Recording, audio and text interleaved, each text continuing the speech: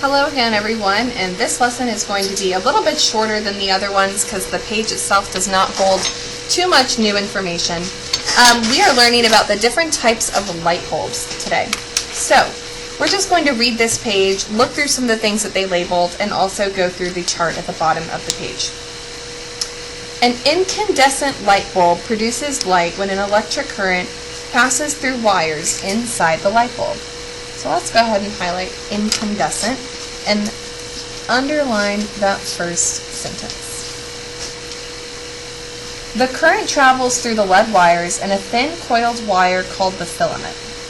One lead wire extends from the tip of the light bulb to one end of the filament.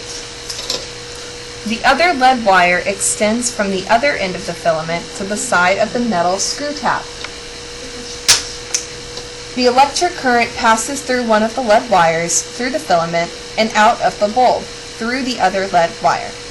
When the electric current passes through the filament becomes very hot and glows, producing light. If the fragile filament breaks, the circuit becomes open, and the bulb will not light. Okay, so here's what all of that paragraph was saying. When an incandescent light bulb is being used, either the circuit comes in this way, or comes in this way, and goes up these lead wires through this really thin part called the filament, and down this lead wire through this tip. If this light bulb is not connected where this screw cap is, and also this bottom part, the tip, both of those have to be connected to metal. So what I'm going to do here is I'm going to kind of do little arrows here and write both must be connected to metal in a circuit. We're going to look at some examples in a few later lessons on why a light bulb will not light, and it's because most of the time because both the screw cap and the tip must be connected to metal in a circuit. Okay, and then at the bottom of this page, you'll see that there are 4 types of light bulbs that we're going over. Incandescent, which is the normal looking light bulb that you'll see in your house, in a lamp, in our book, all of that. And those are going to be in lamps and flashlights. They are the least expensive to buy, but it kind of wastes energy as heat, and the filament that's right here can break super easily.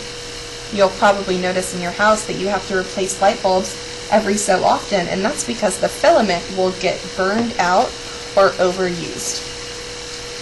The next type is the halogen. Those are used for car headlights, projectors like our smartboard. It produces very bright light for its size. It lasts a long time, but it wastes energy as heat. It gets very hot and can cause burns or a fire if it's mismanaged. The light-emitting diode, which is an LED light, are used for flashlights, traffic lights, holiday lights. The good things about it is that it lasts a long time, it uses less energy to produce light, but it produces only a small amount of light from each bulb, so that's one of the disadvantages. And then the last kind are fluorescent, and those are the ceiling lights in schools and garages, and you'll see that we have fluorescent lights in our classroom right up here. It lights a large area or large areas, and it lasts a long time, but it can break easily, and it contains mercury gas, which is toxic in some of them, not in all of them.